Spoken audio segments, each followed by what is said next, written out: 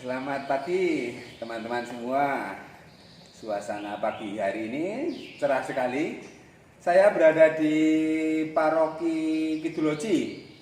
Tidak asing lagi, di depan saya beliau adalah seorang Romo Pewarta ya, Romo Agus Suryono Gunadi ya.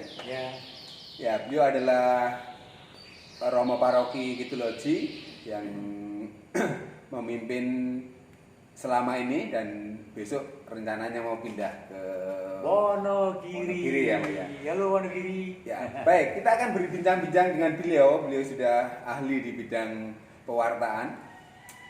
Tak asing, kita sudah lihat di YouTube banyak sekali. Tiap hari silakan dilihat, bisa dilihat di YouTube channelnya Agus Suryana Gunadi. Nah, beliau sudah banyak sekali tiap hari mengupload tentang pewartaan yang baik. Maka hari ini kita akan membicarakan tentang bagaimana 17-an Agustus. Nah, kita kan bulan Agustus ini.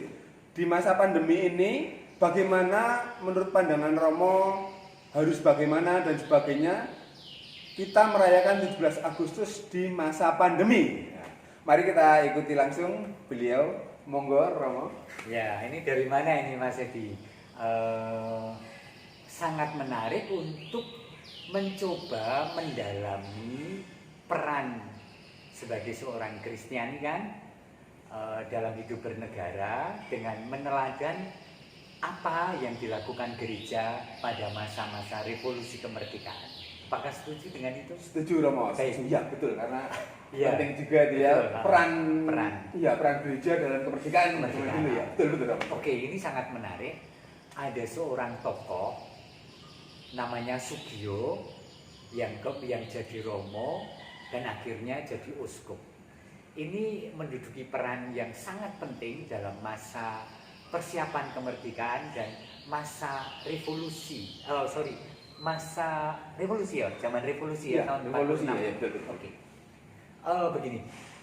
Ketika Soekarno dan kawan-kawan itu mempersiapkan kemerdekaan, gereja pun dengan segala kejujuran mengambil bagian untuk mendorong Indonesia merdeka. Ini sebenarnya gagasan yang menurut pandangan umum itu aneh Mas Edi. Karena ada stigma tentang gereja berkaitan dengan penjajahan. Karena stigma itu mengatakan gereja itu hadir karena dihadirkan oleh penjajah, oleh Belanda. Tetapi sesungguhnya sejak awal gereja itu memihak pada kemanusiaan. Saudara-saudara mau tahu kutipan yang dikatakan oleh Romo Sugio waktu itu begini. Kemanusiaan itu satu. Bangsa manusia itu satu. Kendati berbeda merupakan satu keluarga besar. Jadi dasarnya adalah kemanusiaan. Dan gereja pasti berpihak pada kemanusiaan, pada diskriminasi, pada seseorang atau suatu bangsa yang terjajah. Ini prinsip awal. Nah, tetapi gereja itu memihak kemanusiaan dan itu berarti Indonesia dan itu berarti bangsa yang sedang terjajah, bangsa kita. Maka tokoh muda yang namanya Sugio ini menjalin komunikasi yang sangat dekat dengan yang namanya Soekarno sejak awal dan personal bukan hanya karena institusi, luar biasa. Nah, pada saat kemerdekaan, terutama sesudahnya, ini perannya sangat besar. Jadi tidak sekedar ketika tanggal 17 Agustus 45 merdeka lalu selesai, enggak dong. Ini butuh pengakuan kan, pengakuan dari negara-negara lain, ya kan? Apalagi Belanda dan Sekutu tidak terima dengan kemerdekaan, maka lalu agresi militer tahun 46 dan seterusnya sampai 49. Apa yang kemudian diperankan oleh Sugio Pranoto sebagai pemimpin gereja terhadap Indonesia? Ketika sudah ada jalinan komunikasi yang baik, yang hangat untuk kemerdekaan, ketika ibu kota negara itu berpindah, harus pindah dari Jakarta ke Jogja, Jogja. ya betul ya, Ya. Jogja. Sementara pusat gereja itu ada di Semarang, apa yang dilakukan Sugio Pranoto? Memindah pusat pelayanan dari Semarang ke Jogja. Kenapa? Supaya mendekati orang-orang yang berjuang dalam kemerdekaan. Ya, Dahsyat ya. loh, merinding loh itu. Iya, Jadi terus saya mengambil juga merinding keputusan. waduh. Iya.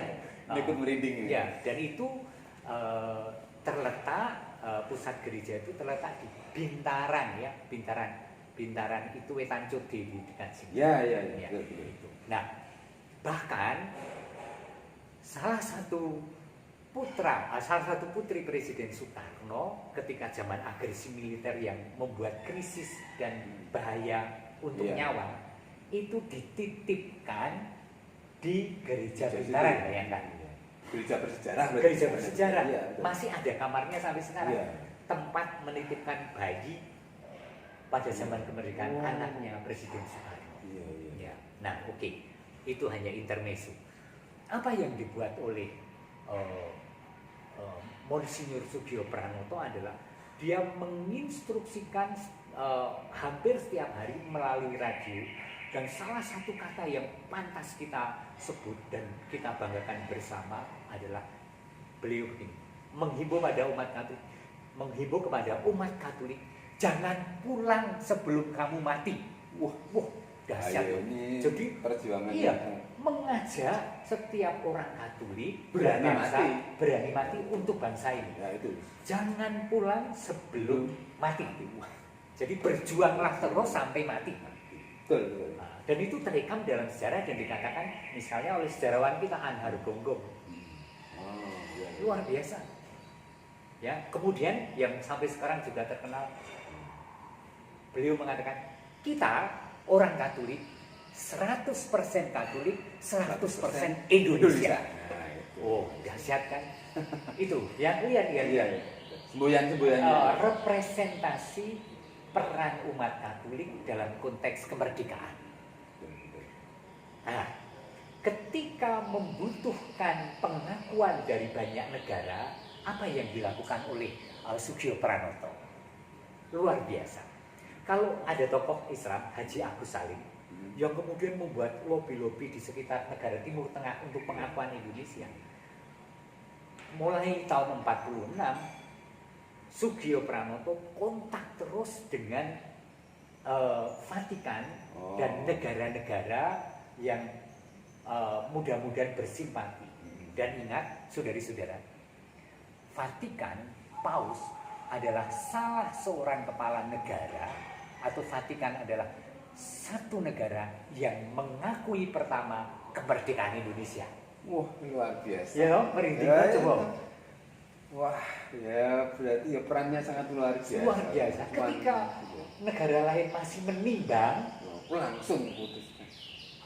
Gereja Katolik Roma, Itali, Vatikan langsung mengambil keputusan mendukung kemerdekaan dan mengirim seorang monsinyur, seorang uskup ke Indonesia. Uskup itu namanya saya lupa, mungkin George dari asli Belgia. Untuk kemudian ya terus bergerak di Indonesia mendukung kemerdekaan Indonesia. Iya. Luar biasa. Betul, perjuangan berarti memang banyak sisi ya. Banyak Semua sisi. zaman dulu itu semua warga negara Indonesia itu luar biasa mendukung, Luar biasa. sampai mati pokoknya. Jangan pulang sebelum mati. Nah itu yang artinya bahwa Indonesia banget loh. Banget, bingit. Iya, Ya, makanya. Indonesia bingit. Nah, tentu saja masing-masing pribadi tokoh ini tentu saja punya pandangan, punya cara pandang ya, terjadi jelas. Seperti apa ketika Ya. kita sekarang hari-hari ini ingin merenungkan tentang kemerdekaan Indonesia. Betul. Bertanyalah, aku bisa apa? Betul. Dan bercerminlah pada sosok uskup kita, Monsinyur Ya, betul. Sugio Pranoto. Ya, sosok pemimpin kita zaman perjuangan harus kita anuti sebagai pejuang yang sangat luar biasa. Maka kita bagaimana harus melakukan hal ini di masa sulit seperti ini, masa pandemi, apalagi kita harus berbuat apa tentang memperingati kemerdekaan ini? Harus berbuat hal seperti apa terhadap